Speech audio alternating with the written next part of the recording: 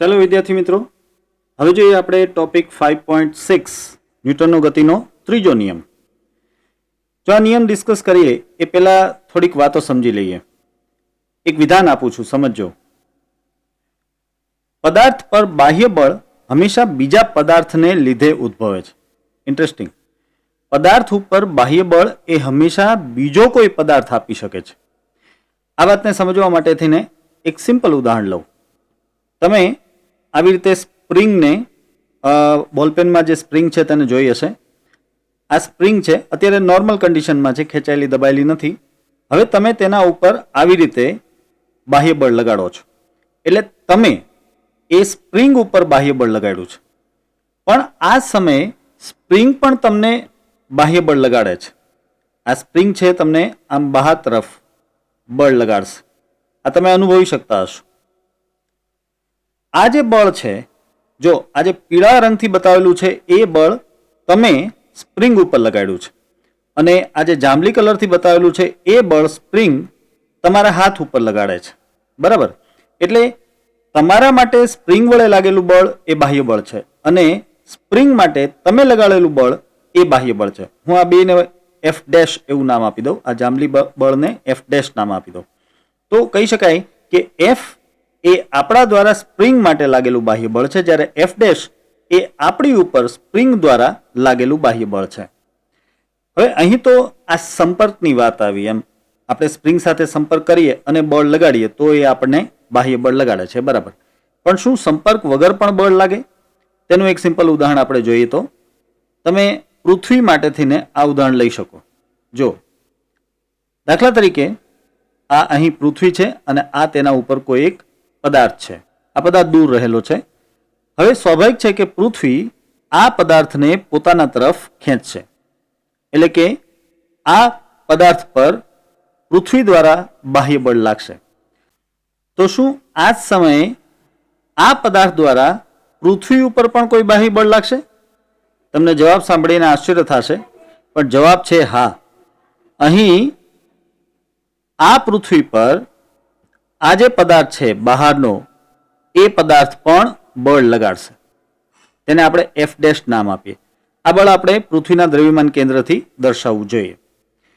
તો સવાલ એ થાય, તો કેમ પૃથ્વી છે ખેંચાતી નથી? કારણ કે પૃથ્વી જ્યારે આ પદાર્થ ઉપર બળ લગાડે છે તો આ પદાર્થ તો ખેંચાઈને પૃથ્વી તરફ આવી જાય છે. તો કેમ પૃથ્વી આમ ખેંચાતી નથી? કારણ એ છે કે આ પદાર્થ કરતાં આ પૃથ્વીનું દળ ખૂબ જ વધારે છે, ખૂબ જ વધારે, અને તેથી આ પૃથ્વી તેના તરફ ખેંચાતી નથી. હંમેશા પદાર્થ જ ખેંચાઈને પૃથ્વી તરફ આવે છે. કોઈ પણ પદાર્થને તમે ખૂબ જ ઊંચાઈથી છોડો તો હંમેશા એ પદાર્થ જમીન તરફ જશે. ક્યારે એવું નહીં થયું હોય કે પૃથ્વી છે એ પદાર્થ સુધી આવી હોય. પરંતુ હા, જો આપણે પૃથ્વી જેવો જ કોઈ બીજો ગ્રહ લઈએ તો એવા સંજોગોમાં તમને સ્પષ્ટ જોવા મળે કે જ્યારે પૃથ્વી તે ગ્રહને ખેંચે છે ત્યારે તે ગ્રહ પણ પૃથ્વીને ખેંચતો જ હોય. એ વાત સૂર્ય અને પૃથ્વીના કિસ્સામાં બને જ છે ને. આપણે એમ ન કહી શકીએ કે પૃથ્વી સૂર્યને ખેંચે છે. આપણે એમ કહેવું પડે કે સૂર્ય પૃથ્વીને ખેંચે છે, કારણ કે આ કિસ્સામાં સૂર્યનું દળ એ પૃથ્વી કરતાં ખૂબ જ વધારે છે. તો કહેવાનો અર્થ એ છે કે બાહ્ય બળ માટે અહીં કોઈ સંપર્કની જરૂર રહેતી નથી. જો આ કિસ્સામાં, સ્પ્રિંગના કિસ્સામાં સંપર્કની જરૂર હતી, પણ અહીં કોઈ સંપર્કની જરૂર રહેતી નથી. તો તારણ એ નીકળ્યું કે એક પદાર્થ જ્યારે બીજા પદાર્થ ઉપર બાહ્ય બળ લગાડે ત્યારે બીજો પદાર્થ પણ પેલા પદાર્થ ઉપર બાહ્ય બળ લગાડે છે. તમે વિચારશો કે હું દિવાલ ઉપર મુક્કો મારું તો મેં દિવાલ ઉપર બાહ્ય બળ લગાડ્યું, તો દિવાલ ક્યાં મને બાહ્ય બળ લગાડે છે? બિલકુલ લગાડે. જ્યારે તમે દિવાલ ઉપર મુક્કો મારો છો તો તમારા આંગળાના હાડકાં નથી તૂટી જતા? તૂટી જ જાય ને. શું કામ તૂટી જાય? કારણ કે દિવાલે તમારા આંગળા ઉપર બાહ્ય બળ લગાડ્યું છે.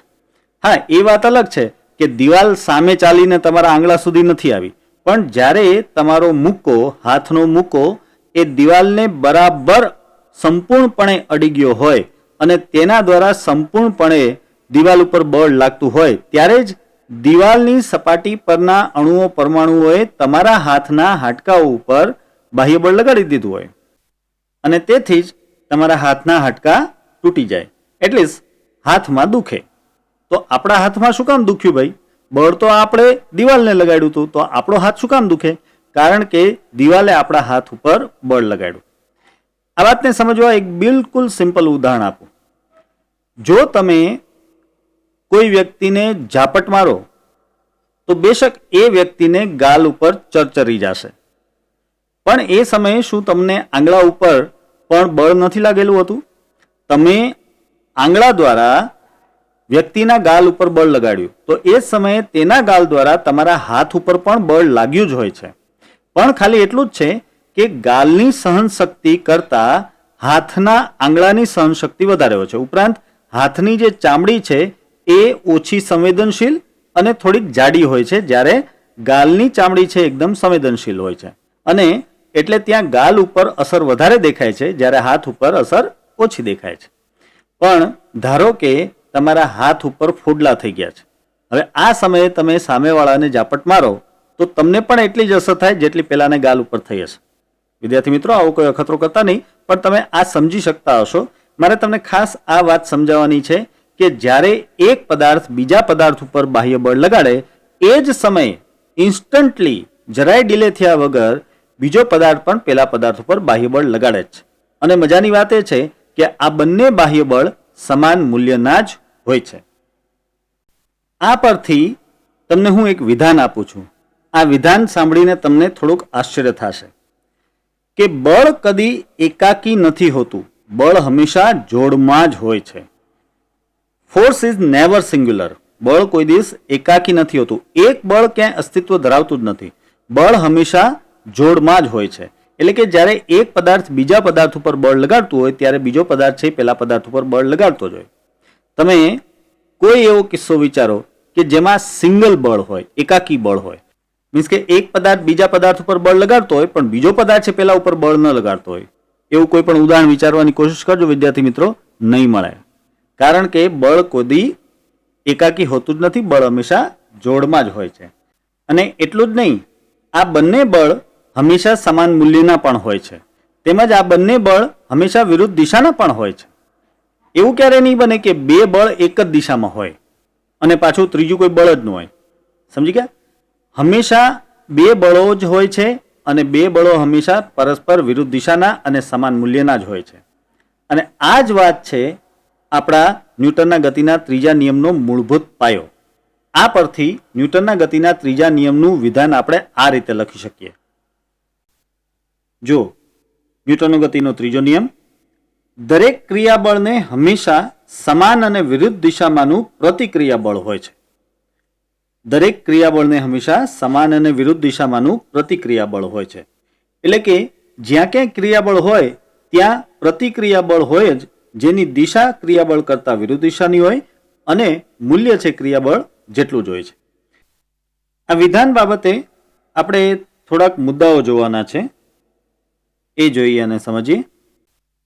જો પહેલો મુદ્દો એ ક્રિયાબળ અને પ્રતિક્રિયાબળ વચ્ચે કોઈ ગેરસમજ ન ઊભી થાય તે સમજાવવા માટેનો મુદ્દો છે. જરા એ વાતને સમજીએ.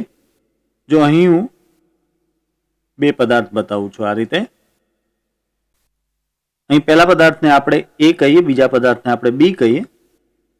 તો અત્યારે એ પર બી વડે આ તરફ બળ લાગતું હશે અને ત્યારે જ બી પર એ વડે આ રીતે બળ લાગતું હશે. હવે આ જે એ પર લાગતું બળ છે તેને આપણે ક્રિયાબળ કહીએ, તો આ બી પર લાગતું બળ તે પ્રતિક્રિયાબળ કહેવાય. બરાબર? પણ તમે આમાં આ બંનેને ઉલટાવી પણ શકો. મીન્સ કે તમે આને ક્રિયાબળ અને આ બાજુ પ્રતિક્રિયાબળ છે એવું કહી શકો. કહેવાનું એ છે કે આમાં કોઈ એક બળ ક્રિયાબળ અને બીજું બળ પ્રતિક્રિયાબળ એમ નથી. તમે કોઈ પણ બળને ક્રિયાબળ કહી દો તો બીજું બળ છે એ તેની સાપેક્ષે પ્રતિક્રિયાબળ કહેવાય. બરાબર? આ પહેલો મુદ્દો. બીજો મુદ્દો કે આ ક્રિયાબળ અને પ્રતિક્રિયાબળ બંને એક જ ક્ષણે લાગે છે, આગળ પાછળ નથી લાગતા. મીન્સ કહેવાનો મતલબ એમ છે કે દાખલા તરીકે આ એ પદાર્થ છે, તો એ પદાર્થ ઉપર જેવું આ બળ બી દ્વારા લાગે છે ત્યારે જ બી પર આ બળ એ દ્વારા લાગી જાય છે. મીન્સ કે ક્રિયાબળ પ્રતિક્રિયાબળ એ વારાફરતી નથી લાગતા. સમજો કે ભાઈ પહેલા ક્રિયાબળ લાગે પછી તેનું પ્રતિક્રિયાબળ લાગે, એમ નથી. ક્રિયાબળ પ્રતિક્રિયાબળ બંને એ જ ક્ષણે એક જ સાથે લાગે છે. હવે ત્રીજો મુદ્દો જોઈએ તો એ આ રીતે છે કે ક્રિયાબળ અને પ્રતિક્રિયાબળ બંને એક જ પદાર્થ પર નથી લાગતા, પરંતુ જુદા જુદા પદાર્થો ઉપર લાગે છે. જો વિદ્યાર્થી મિત્રો, આ મુદ્દો બહુ જ ઇન્ટરેસ્ટિંગ છે. લખવામાં બહુ સહેલો લાગે છે, પરંતુ આનો અર્થ છે ખૂબ જ અગત્યનો છે. હું હમણાં તમને થોડી વારમાં સમજાવું. એ પહેલા જરાક આ ઉપરની આકૃતિ જુઓ. જો અત્યારે આ એ પદાર્થ ઉપર આ જે બળ લાગી રહ્યું છે તે બી વડે લાગી રહ્યું છે, એટલે કે આ બળ એ પર બી વડે લાગતું બળ છે. તેથી તેને આપણે FAB કહી શકીએ, એ પર બી વડે લાગતું બળ. અને આ જે જમણી બાજુનું બળ છે તે બી પર લાગી રહ્યું છે અને એ વડે લાગી રહ્યું છે, માટે તેને FBA કહીએ. તો અહીં તમે સમજો, આ બળ એ ઉપર લાગ્યું અને આ બળ છે એ બી ઉપર લાગે છે. સમજ્યા તમે? તો એક બળ ક્રિયાબળ છે, બીજું બળ પ્રતિક્રિયા બળ છે, પણ બંને બળ એક જ પદાર્થ ઉપર નથી લાગતા. ક્યારેય ક્રિયાબળ અને તેનું પ્રતિક્રિયા બળ એ બંને એક જ પદાર્થ ઉપર લાગતા ન હોઈ શકે. હું તમને એક સવાલ પૂછું. દાખલા તરીકે તમે કોઈ એક ટેબલને ધક્કો મારવાની કોશિશ કરો છો. ટેબલ ભારે છે, તમે તેને થોડુંક બળ લગાડો છો. હવે આ સંજોગોમાં તમે જે બળ લગાડો છો તે બળ ક્રિયાબળ થશે. તો સ્વાભાવિક છે કે એ સમયે ટેબલ પણ તમને બળ લગાડતું જ હશે. લગાડતું હશે કે નહીં? યસ, બિલકુલ લગાડતું હશે. જ્યારે તમે ટેબલ પર બળ લગાડો છો ત્યારે ટેબલ તમારા ઉપર બળ લગાડે છે. તમે લગાડો છો એ ક્રિયાબળ, ટેબલ તમને લગાડે છે તે પ્રતિક્રિયા બળ. તો હવે ક્રિયાબળ અને પ્રતિક્રિયા બળ તો હંમેશા સમાન મૂલ્યના હોય. તો એનો મતલબ એમ થયો કે તમે લગાડેલું ટેબલ પરનું બળ અને ટેબલે તમારા પર લગાડેલું બળ બંને સમાન મૂલ્યના વિરુદ્ધ દિશાના છે. તો પરિણામ થઈ જાય 0. હા કે ના? ના, બિલકુલ નહીં. એનું કારણ છે કે બંને બળ એક જ પદાર્થ ઉપર નથી લાગી રહ્યા, માટે તમે બંનેનો સરવાળો જ ન લઈ શકો. જો બે બળ એક જ પદાર્થ ઉપર લાગતા હોય તો જ તમે સરવાળો કરી શકો ને. પણ આમાં એક બળ એટલે કે તમારું બળ છે એ ટેબલ ઉપર લાગે છે ને ટેબલ દ્વારા જે બળ તમને લાગે છે એ તો તમારા ઉપર લાગ્યું કહેવાય ને. તો તમે એ બળોનો સરવાળો ન લઈ શકો. હંમેશા કોઈ એક પદાર્થ ઉપર લાગતા વિવિધ બળોનો સરવાળો કરી શકાય. બે અલગ અલગ પદાર્થો ઉપર લાગતા બળોનો સરવાળો ન કરી શકાય. અને એટલે અહીં ક્રિયાબળ અને પ્રતિક્રિયા બળ સમાન અને વિરુદ્ધ દિશાના હોવા છતાં તેનો તમે સરવાળો ન લઈ શકો. અને આમે તમે વિચારો કે જો આ સરવાળો લઈ શકાતો હોત તો પરિણામ હંમેશા 0 જ આવે. તો પરિણામી બળ હંમેશા 0 જ આવે તો દુનિયાની કોઈ વસ્તુ હલાવી જ શકાતી ન હોત ને. તો આપણે જિંદગીમાં કોઈ દિવસ ટેબલને હલાવી જ ન શકીએ. પણ એવું નથી થતું. આપણે ટેબલને હલાવી શકીએ છીએ, થોડુંક વધારે બળ લગાડીએ ત્યારે હલાવી શકાય. પણ એનું કારણ એ છે કે બંને બળોનો આમાં સરવાળો થતો જ નથી. એટલે એ વાત અહીં સમજાવવામાં આવેલી છે કે ક્રિયાબળ અને પ્રતિક્રિયા બળ એક જ પદાર્થ ઉપર લાગતા નથી, તે હંમેશા જુદા જુદા પદાર્થ ઉપર લાગે છે. જો હવે આપણે જોઈએ ઉદાહરણ 5.5. આકૃતિમાં દર્શાવ્યા મુજબ બે સમાન બિલિયર્ડ બોલ એક દ્રઢ દિવાલ પર સમાન ઝડપથી પણ જુદા જુદા કોણે અથડાઈને ઝડપમાં કોઈ પણ જાતનો ફેરફાર કર્યા વિના પરાવર્તન પામે છે. અહીં તમને બે કિસ્સા બતાવેલા છે. એક આ કિસ્સો છે જેમાં એક બિલિયર્ડ બોલ, બિલિયર્ડની ગેમમાં જે બોલ વપરાય છે એને આપણે ખૂબ જ સારો સ્થિતિસ્થાપક માની શકીએ. તો આ જે બિલિયર્ડ બોલ છે એ આવી રીતે દિવાલને લંબ દિશામાં અથડાય છે અને પરાવર્તિત થઈ જાય છે. જ્યારે આ બિલિયર્ડ બોલ 30 ડિગ્રીના ખૂણે, એટલે દિવાલ સાથે દોરેલા લંબ સાથે 30ના ખૂણે, એમ 30 ડિગ્રીના ખૂણે અથડાય છે અને આ દિશામાં પરાવર્તિત થઈ જાય છે. અહીં ઝડપમાં કોઈ ફેરફાર થતો નથી. ટૂંકમાં જતી વખતે બોલ છે એ જો માનો કે યુ જેટલા વેગથી જાય છે તો પરત આવતી વખતે પણ યુ જેટલો જ તેનો વેગ છે. હવે એક, દરેક બોલને લીધે દિવાલ પર લાગતા બળની દિશા કઈ હશે તે શોધો. બીજું, દિવાલ વડે બંને બોલ પર લાગતા આઘાતના માનનો ગુણોત્તર કેટલો હશે તે શોધો. જો આ બીજી વસ્તુ હજી સમજી લો. દિવાલ વડે બંને બોલ પર લાગતો આઘાત અને એવા બંને આઘાતના માનનો એટલે કે મૂલ્યનો ગુણોત્તર કેટલો હશે તે આપણે શોધવાનું છે. એક પછી એક લઈએ. પહેલા તો આપણે એ લોજિક તૈયાર કરવું પડશે કે આ પ્રશ્નને સોલ્વ કઈ રીતે કરવું. સમજો, જો આપણે જાણીએ છીએ કે વેગમાનમાં થતા ફેરફારનો સમય દર એટલે બળ, બરાબર. તો સૌથી પહેલા આ દાખલા તરીકે આ કિસ્સો છે, તો આમાં બોલના વેગમાનમાં થયેલો ફેરફાર આપણે શોધીએ અને તેમાં લાગેલો સમય છે એ ધારીએ. તો આ વેગમાનમાં થયેલા ફેરફારનો જે સમય દર છે તે બળ થશે. એ બળ ખરેખર બોલ પર લાગતું બળ હશે, કારણ કે બોલના વેગમાનમાં થયેલો ફેરફાર છે, માટે બોલ પર લાગતું બળ મળશે. હવે ન્યૂટનના ગતિના ત્રીજા નિયમ મુજબ બોલ પર લાગેલું બળ એટલે કે માનો કે તેને આપણે ક્રિયાબળ કહીએ, અને બોલ વડે દિવાલ પર લાગેલું પ્રતિક્રિયા બળ એ બંને સમાન મૂલ્યના જ હોય. દિશા વિરુદ્ધ હોય પણ મૂલ્ય તો બેના સમાન હોય. તો આ રીતે બોલને લીધે દિવાલ ઉપર લાગતું બળ અને તેની દિશા આપણને મળી શકશે. હવે જો બળ મળી જાય તો સ્વાભાવિક છે કે બળ ગુણ્યા સમય પરથી બળનો આઘાત પણ મળી જાય. તો આપણે બંને કિસ્સામાં બળનો આઘાત શોધીશું અને પછી તેનો ગુણોત્તર લેશું. સૌથી પહેલા આ કિસ્સા એ માટે આપણે વાત કરીએ. અહીં વેગમાનમાં થતા ફેરફારનો સમય દર એટલે એ બળ થશે. માટે સૌથી પહેલું કામ મારે એ કરવું પડે કે આ બોલના વેગમાનમાં થતો ફેરફાર મારે શોધવો પડે. તો ચાલો એ કરીએ. હું લખી નાખું કે આ જે વાત આપણે કરવા જઈ રહ્યા છીએ તે કિસ્સા એ માટેની વાત છે, બરાબર. જો પ્રારંભિક વેગમાન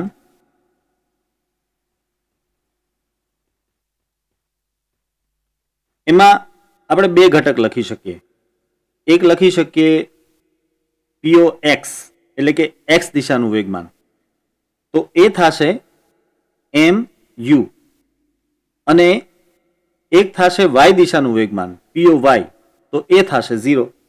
સમજો, આ કિસ્સામાં જે બોલ છે એ એક્સ દિશામાં ગતિ કરી રહ્યો છે, વાય દિશામાં તો છે જ નહીં. માટે જો વેગ એક્સ દિશામાં છે તો વેગમાન પણ એક્સ દિશામાં જ હોય, અને વેગમાનનું તો સૂત્ર જ છે દળ ગુણ્યા વેગ. હવે ધારો કે આ જે બોલ છે તેનું દળ એમ છે. હું અહીં દર્શાવી દઉં કે આ બોલનું દળ એમ છે. બંને કિસ્સામાં બોલનું દળ છે તે એમ છે, બરાબર. તો મેં અહીં લખ્યું કે તેનું વેગમાન એક્સ દિશાનું વેગમાન, અને એ પણ એક્સ દિશાનું પ્રારંભિક વેગમાન પીઓ એક્સ બરાબર થાય એમ યુ. હવે તમે જો બોલ જ્યારે પરત આવે છે ત્યારે તેની દિશા ઋણ દિશા છે, એટલે અંતિમ વેગ ઋણ લેવો પડે, અને તેથી અંતિમ વેગમાન પણ ઋણ થશે. તો હું લખું કે અંતિમ વેગમાન તેમાં પણ પી એક્સ નામ આપીએ તો પી એક્સ બરાબર થાય માઇનસ એમ યુ, અને પી વાય નામ આપીએ તો એ થશે 0. વાય દિશાનો અંતિમ વેગમાન તો 0 જ રહેશે. એક્સ દિશાનો જે અંતિમ વેગમાન છે જેને પીએક્સ નામ આપેલું છે એ થશે માઇનસ યુ, કારણ કે આ દિશા ઋણ થઈ, આ દિશા ધન છે. તો ધન દિશા છે એટલે પ્રારંભિક વેગ ધન આવ્યો, અને તેથી પ્રારંભિક વેગમાન ધન છે, અને આ દિશા ઋણ છે માટે અંતિમ વેગ ઋણ આવે છે, માટે અંતિમ વેગમાન પણ ઋણ આવે છે. હવે આ બંને પરથી વેગમાનમાં થતો ફેરફાર કેટલો? વેગમાનમાં ફેરફાર ડેલ્ટા પી તરીકે આપણે લખી શકીએ P x minus P0 x, બરાબર. હવે તેમાં પી એક્સ એટલે એ થાય માઇનસ એમ યુ, અને P0 x એટલે એમ યુ, તો સ્વાભાવિક છે કે આ થઈ જશે માઇનસ 2mu, બરાબર. આ જે ડેલ્ટા પી છે તે આમ વેગમાનનો ફેરફાર છે, પણ તમને યાદ હશે કે વેગમાનનો ફેરફાર એટલે જ બળનો આઘાત. તો બળનો આઘાત જે આપણે શોધવાનો છે એ થશે માઇનસ 2mu. હવે બળના આઘાતની દિશા અને બળની દિશા બંને હંમેશા એક જ હોય છે, એટલે આપણે કહી શકીએ કે અત્યારે આ બળના આઘાતની દિશા તમે જોઈ શકો છો કે ઋણ છે, માટે બળની દિશા પણ ઋણ હશે. પણ આ કયા બળની વાત ચાલી રહી છે? આ છે દિવાલ વડે બોલ પર લાગતું બળ. દિવાલ વડે બોલ પર લાગતું બળ એ ઋણ દિશામાં છે. બરાબર. આપણે બળની દિશા શોધવાની છે, પણ આ નહીં. આપણે શોધવાની છે એ બોલ વડે દિવાલ પર લાગતા બળની દિશા શોધવાની. આ છે દિવાલ વડે બોલ પર લાગતું બળ. તો હવે સ્વાભાવિક છે કે આપણે ન્યૂટનના ગતિના ત્રીજા નિયમ અનુસાર કહી શકીએ કે તેથી બોલ વડે દિવાલ પર લાગતું બળ કઈ દિશામાં હશે? ઓબ્વિયસલી ધન દિશામાં છે. તો આમ આપણો જવાબ છે કે બોલ વડે દિવાલ પર લાગતું બળ એ ધન દિશામાં હશે. અને આ બળનો આઘાત એ પણ આપણે લખી લઈએ. અને તે બળનો આઘાત કેટલો થશે? +2mu. જો આ જે -2mu મળેલું તે બળનો આઘાત થશે, પણ આ કયા બળનો આઘાત છે? આ બોલ પર લાગતા બળનો આઘાત છે. જ્યારે આ છે એ દિવાલ પર લાગતા બળનો આઘાત થયો. બરાબર. તો દિવાલ પર લાગતા બળનો આઘાત એ થઈ જશે +2mu. આ થયો પહેલો કિસ્સો. હવે આપણે જોઈએ બીજો કિસ્સો, જેમાં દળો ખૂણો બનાવતી દિશામાં આવે છે. કિસ્સો બી. હવે અહીં પહેલા તો જરા એક આ આકૃતિને સમજીએ. જો અહીં આ બોલ આ રીતે ખૂણો બનાવતી દિશામાં જાય છે. હવે કારણ કે તેમાં આ વેગ આવી રીતે ખૂણો બનાવે છે, તો તમે સમજી શકો કે આ વેગના આપણને બે ઘટક મળશે. જો એક ઘટક મળશે આ તરફ, જેને આપણે નામ આપી શકીએ u cos 30, અને એક ઘટક મળશે આ તરફ, જેને આપણે નામ આપી શકીએ -u sin 30. આ ઋણ y દિશામાં છે ને, એટલે -u sin 30. આ વાત સમજી ગઈ વિદ્યાર્થી મિત્રો? આ છે વેગનો સદિશ, એટલે કે સદિશ u. બરાબર. અને કારણ કે અહીં ખૂણો 30 છે, તો આ ખૂણો પણ 30 જ થાય. આ બંને ખૂણા સમાન જ થશે ને અત્યારે. તો આ ખૂણો પણ અત્યારે 30 છે. તો સ્વાભાવિક છે કે એક ઘટક આ મળે તમને u cos 30, આ ઘટક મળે તમને u sin 30, પરંતુ આ ઋણ y દિશા છે માટે -u sin 30. બરાબર. એ રીતે હવે જરાક અહીં જુઓ. આ જે છે એ પણ વેગનો સદિશ છે. આ ખરેખર અંતિમ વેગનો સદિશ છે. તો તેના પણ તમે બે ઘટક દોરી શકશો. અહીં આ વેગનો સદિશ છે, તો આ એક ઘટક આવે જે ઋણ x દિશામાં આવશે, અને એક ઘટક આમ આવશે જે ઋણ y દિશામાં આવશે. એ ઘટકોને હું દર્શાવી દઉં. જો આમ જે આવશે એ થઈ જશે -u cos 30. બરાબર સમજો, આ cos 30 આવશે. અત્યારે આ છે u, અને અહીં તમે 30 ડિગ્રીના ખૂણે તેનો ઘટક લ્યો છો, એટલે એ u cos 30 આવે. પણ ઋણ દિશા છે એટલે મેં -u cos 30 લખ્યું છે. હવે એક ઘટક અહીં આવશે, તે પણ દર્શાવી દઉં. તો જે આ તરફ ઘટક આવશે તે સ્વાભાવિક છે કે u sin 30 થશે. પણ અહીં પણ તે ઋણ દિશા છે માટે -u sin 30 આવશે. તો આ રીતે તમને અંતિમ વેગના બે ઘટકો આ મળી ગયા, -u cos 30 અને -u sin 30, અને પ્રારંભિક વેગના બે ઘટકો આ મળી ગયા, u cos 30 અને -u sin 30. હવે આ ઘટકોને આપણે જરા લખી લઈએ કે જેથી કરીને આપણે તેમાંથી વેગમાનનો ફેરફાર મેળવી શકીએ. યાદ રહે કે આપણે હજી તો વેગના ઘટકો લીધા છે, તેને આપણે દળ વડે ગુણશું એટલે વેગમાનના ઘટકો થશે. તો હવે હું લખું કે પ્રારંભિક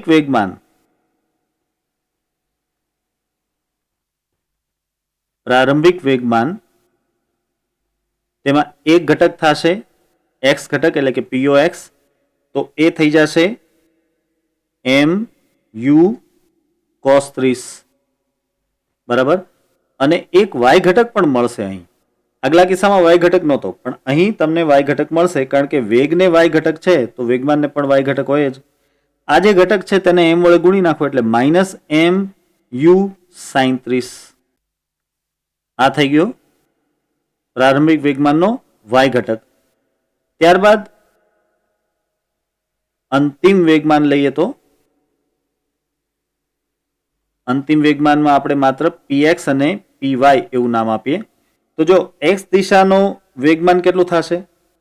આ જે -u cos 30 છે તેને m વડે ગુણી નાખીએ એટલે આપણને મળી જાય -mu cos 30 અને અંતિમ વેગમાનનો y ઘટક એ થઈ જશે -mu sin 30.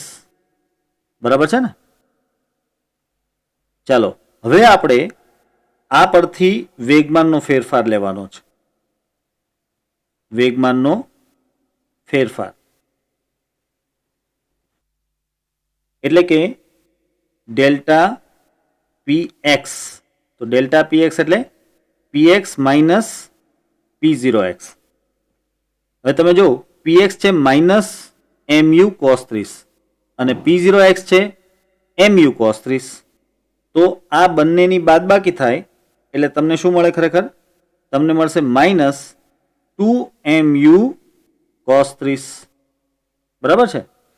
અને વેગમાનના ફેરફારનો y ઘટકે લઈએ ડેલ્ટા py, તો એ થશે py માઇનસ p0y. હવે અહીં ધ્યાનથી જોજો, અહીં py છે -mu sin 30 અને p0y છે એ પણ -mu sin 30. તો આ બંનેની બાદબાકી થતા તમને જવાબ મળી જશે 0.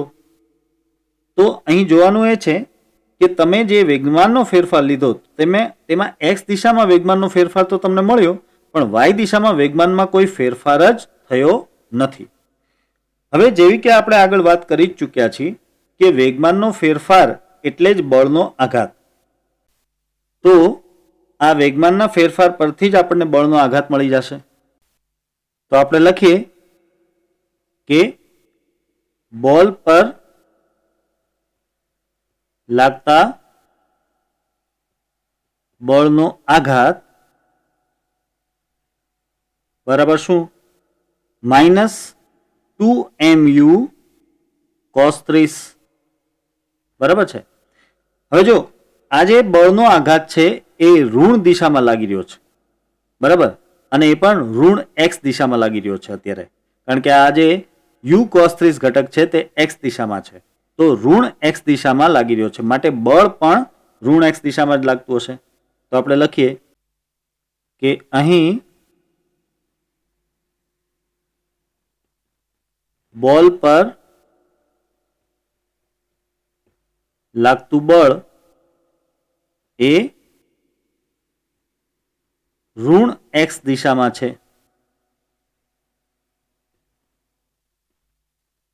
તો બોલ વડે દિવાલ પર લાગતું બળ એ કઈ દિશામાં આવશે? એ ધન x દિશામાં આવશે. એ ધન x દિશામાં હશે. જો એક તો આપણે આ દિવાલ પર લાગતા બળની દિશા શોધવાની હતી, તો એ ધન x દિશા આવી. અને બીજું કે દિવાલ પર લાગતા બળનો આઘાત પણ આપણે જોઈએ છે, તો એ પણ આપણે શોધી લઈએ. તેમજ દિવાલ પર લાગતા બળનો આઘાત, જો એ બોલ પર લાગતા બળના આઘાત કરતા ઋણ હશે. હવે બોલ પર લાગતું બળનો આઘાત એ જ પોતે ઋણ છે, માટે આ દિવાલ પર લાગતા બળનો આઘાત કેટલો થઈ જાય? 2mu cos 30. ઠીક છે? હવે આપણે આ બંનેનો ગુણોત્તર લેવાનો છે. તેથી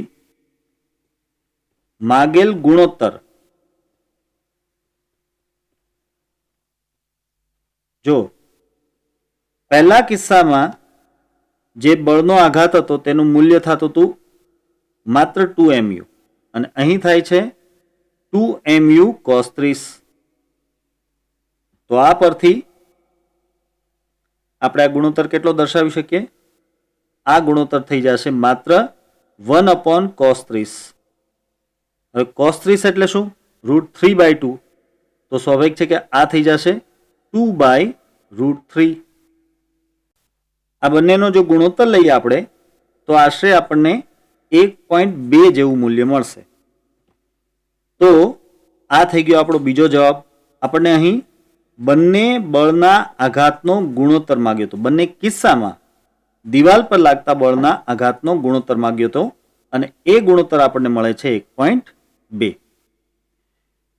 તો આ સાથે વિદ્યાર્થી મિત્રો આ લેક્ચર આપણે અહીં પૂર્ણ કરીશું અને હું તમને જણાવી દઉં કે આ ટોપિકના બધા જ પ્રશ્નોત્તરની પીડીએફની લિંક એ ડિસ્ક્રિપ્શનમાં રાખેલી છે, તે તમે ડાઉનલોડ કરી શકશો.